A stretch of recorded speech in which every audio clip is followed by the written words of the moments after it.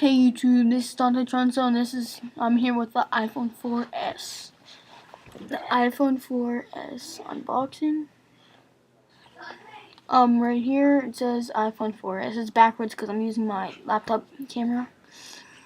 A regular Apple sign, iPhone 4S again, and a new iCloud.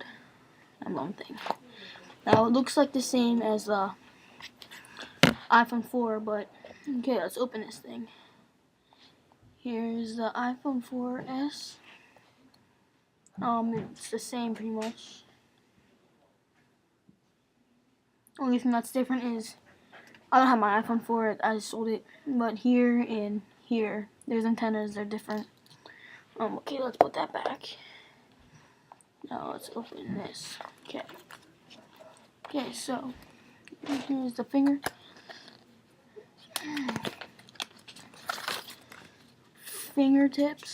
iPhone 4S book and stickers. And then now, it's like your ordinary stuff you get. And now here you get your regular charger, the USB connectors,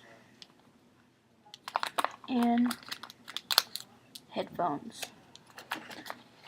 Now let's power my phone on.